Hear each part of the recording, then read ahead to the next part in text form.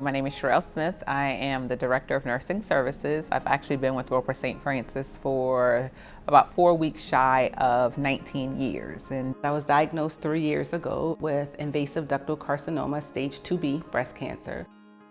So as soon as we got confirmation of the diagnosis, we sat our 2 children down and explained to them the diagnosis. Their biggest fear was obviously losing me. My daughter asked, was I going to die?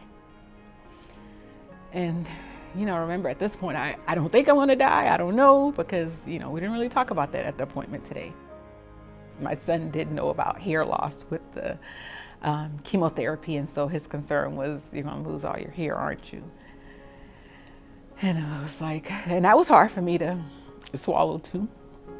That's, what's gonna happen, and it's gonna grow back. And even to say that to him was just repeating it because it was said to me.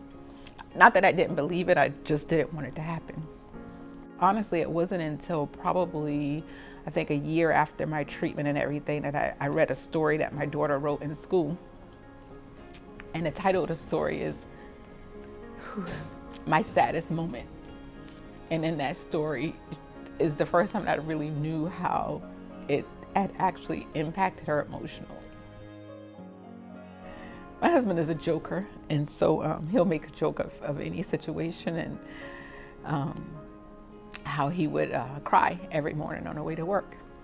And we have in our neighborhood an area where ducks would cross all the time, and he would always blame it on the ducks, that the ducks were bringing the tears. And I knew that it impacted him on a level. I figured it was more of a frustrated level, like feeling helpless, but didn't realize that it was having an emotional impact on him. Going through chemo was the hardest. I always say we went through chemo because it was emotional for me too. Even from the very first time, just being in the room and seeing them push the chemo through the tubes into her veins, it was like, oh, this is for real, for real.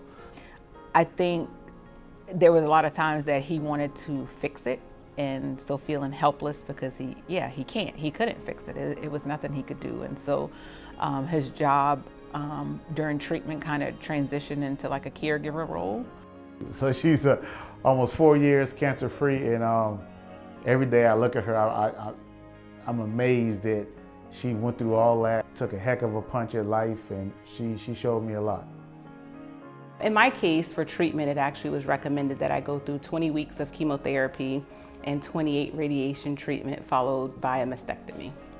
I honestly would say that I was blessed to be a patient in our health system that had the resources that I needed to get through my journey to be treated for breast cancer.